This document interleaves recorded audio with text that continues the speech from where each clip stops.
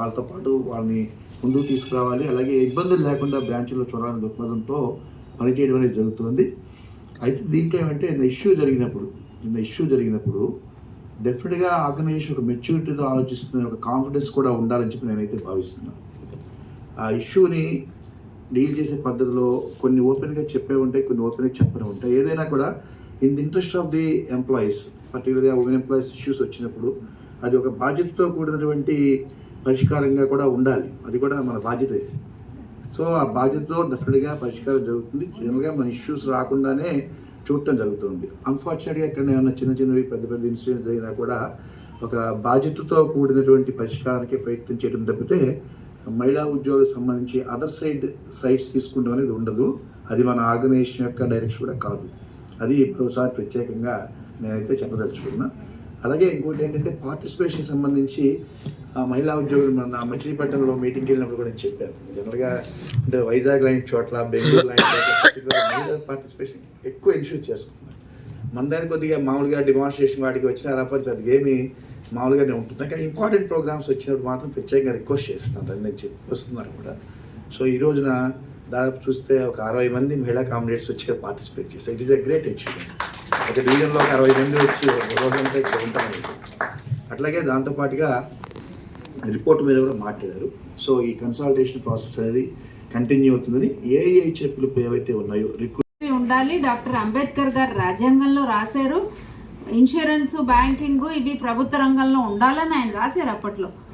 అది సాకారం చేసుకోవడానికి ట్రేడ్ యూనియన్ మన ఫస్ట్ గోల్. అది ఏది లాంగ్ రన్లో గోల్ ఏంటి? అది ఇమీడియట్ గోల్. ఆ తర్వాత వర్కర్స్ బెనిఫిట్స్ అన్ని సాధించడం ఒక గోల్ ట్రేడ్ యూనియన్కి. వర్కర్స్ బెనిఫిట్స్, వెల్ఫేర్ రెండు. సో బెనిఫిట్స్ ఎప్పటికప్పుడు మనకు ఐసీయూ మచిలీపట్నమా విశాఖపట్నమా పక్కన పెడితే ఏఈ అక్కడ పెద్ద దిక్కున్నది. సో వాళ్ళు సాధించి పెట్టేస్తున్నారు బెనిఫిట్స్ అన్నీ. మనం అడిగితే న్యూస్ పేపర్ బిల్ రీయింబర్స్మెంట్ రాలేదు, మనం ఇవన్నీ కూడా మనం ఒక్కొక్క రోజు ఒక్కొక్కరిని వెళ్ళి అడిగితే రాలేదు. ఏఏ పట్టుకుంటే వచ్చాయి అవన్నీ. న్యూస్ పేపర్ కానీ, మొబైల్ హ్యాండ్సెట్ కానీ, ఇప్పుడు కొత్తగా మనం ఫర్నిచర్ కూడా అడుగుతున్నాం, అడ్వాన్స్ కూడా అడుగుతున్నాం. సో మన డిమాండ్స్, ఈ ఎకనామిక్ డిమాండ్స్ ఏవైతే ఉన్నాయో,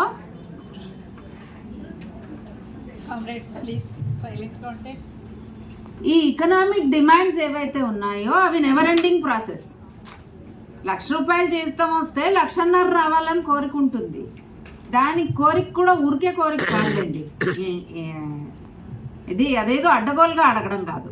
కోరిక ఉంటుంది అంటే దానికి తగ్గట్టు ఖర్చులు కూడా పెరుగుతాయి. కాబట్టి ట్రేడ్ యూనియన్ నిర్మాణం ఇవాళ కొత్తగా మనం చెప్పుకోవడం అంటే, మనం చాలాసార్లే క్లాసులు విని ఉంటాం, ట్రేడ్ యూనియన్ క్లాసులు విని ఉంటాం.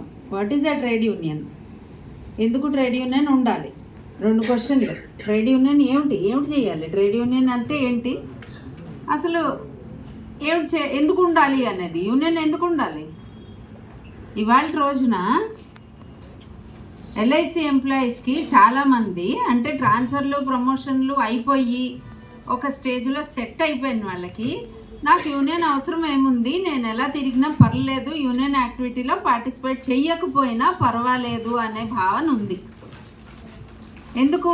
నా పనులన్నీ అయిపోయాయి, నా ప్రమోషన్ అయిపోయింది, నా ట్రాన్స్ఫర్ అయిపోయింది.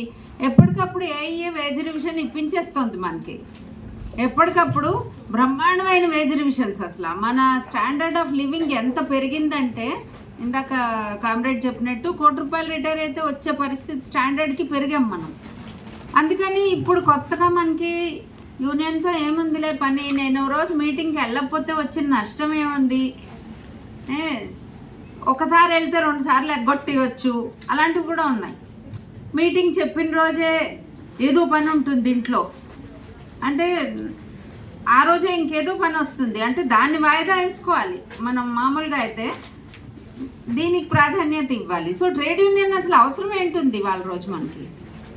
ఇవాళ రోజు అవసరం ఏంటుందంటే, ముందుగా ట్రేడ్ యూనియన్ ఒక మొత్తం వర్కర్స్ అందరూ కలిపి ఒక కామన్ గోల్కి పనిచేసేదే ట్రేడ్ యూనియన్. వర్కర్స్ అందరూ కలిసి ఒక గోల్ కోసం పనిచేస్తున్నాం. ఏఏ ఎందుకు ఫామ్ అయింది? అప్పట్లో ఎందుకు వచ్చింది? ఎందుకు ఫామ్ అయింది? Private sector. మనం ఇన్సూరెన్స్ వీక్లో చెప్పుకుంటాం కదా, ప్రైవేట్ కంపెనీస్ ఉండేవి, చాలా మోసాలు చేసేవి, ఒక అరగంటలోపు చేసేద్దాం, 2:30 కన్నా క్లోజ్ చేయడానికి ట్రై చేద్దాం. ఒక 2 minutes ఆవిడ మంచి సందేశం ఇచ్చారు. అలాగే సూర్యప్రభ గారు కూడా సందేశం ఇచ్చారు. వాళ్ళిద్దరి సందేశాల్లో ఉన్నటువంటి ఎసెన్స్ తీసుకుంటమే ఈ వర్కింగ్ ఉమెన్ కోఆర్డినేషన్ కమిటీ ఈ సదస్సు యొక్క ముఖ్య లక్ష్యం. సో ఎసెన్స్ అనేది వచ్చేసింది. అలాగే మంచి రిపోర్ట్ సబ్మిట్ చేశారు మన మేడం గారు కన్వీనర్గా. 10 పేజీల రిపోర్టు ఒకసారి సమగ్రంగా చదివితే దాంట్లో ఉన్న మొత్తం సారాంశం బ్రీఫ్గా రాశారు. ఇంకా మధుబాల గారు కన్వీనర్గా చాలా మంచి పేరు తీసుకొచ్చారు డివిజన్ మొత్తానికి. అపాముఖంగా అభినందనలు తెలియజేస్తారు. సాలిడారిటీ ప్రోగ్రామ్స్లో పాల్గొనడం ఉండొచ్చు, లేదా కార్యక్రమాలు కండక్ట్ చేసే తీరు ఉండొచ్చు, లేదా జోనల్ ఫెడరేషన్ ఏఏ ఇచ్చిన పిలుపులను అమలు చేయడంలో ఉండొచ్చు. చాలా చక్కగా మంచి పేరు తీసుకొచ్చేట్టుగా ఐసీయూ మచిలీపట్నం డివిజన్ యొక్క పేరు ప్రఖ్యాతులని ఇనుమడింపు చేశారు ఆవిడ టైంలో. ఆ టీం అంతా కలిసి మీ అందరి యొక్క కోఆపరేషన్తో, ఐసీయూ కోఆర్డినేషన్తో ఆవిడ చేసిన మంచి పనికి, అలాగే కన్సాలిడేషన్ ప్రాసెస్ ఆర్గనైజేషన్ నిర్మాణంలో బలోపేతం చేయడంలో మహిళా ఐక్యతను కానీ, మహిళా ఉద్యోగుల పార్టిసిపేషన్ కానీ, బ్రాంచ్లకి ఫోన్ చేయడం కానీ, సాలిడారిటీ ప్రోగ్రామ్స్కి అటెండ్ అవ్వటం కానీ, ఇవన్నీ కూడా ఒకటని కాదు, అన్ని ప్రోగ్రామ్స్ చాలా సక్సెస్ఫుల్గా జరిగాయి. డెఫినెట్గా there is a qualitative change and development జరిగిందని చెప్పి, మరింత కన్సాలిడేట్ అయిందని చెప్పి కూడా భావిస్తున్నాం. ఒక 2 పాయింట్స్ చెప్పదలిసింది ఏంటంటే, చాలామంది మన కామ్రేడ్స్ కూడా మాట్లాడారు.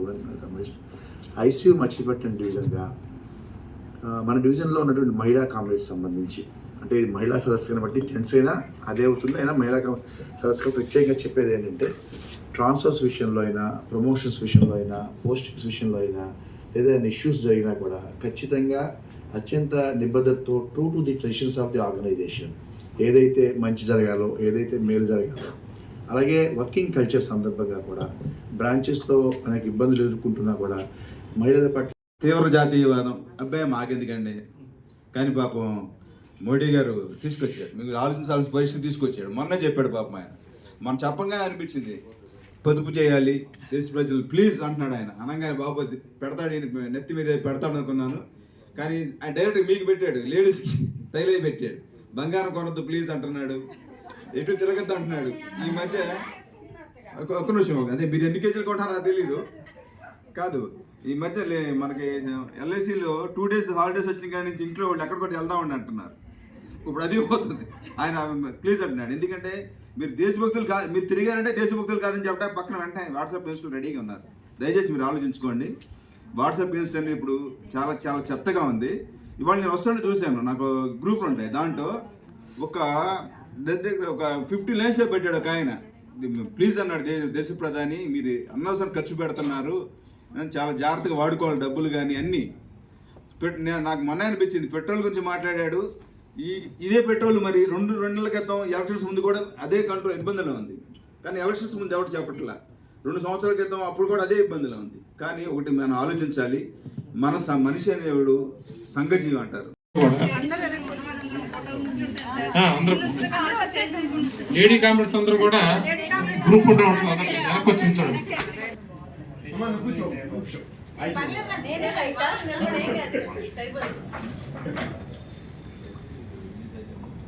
మేడం ఇక్కడ చూడండి.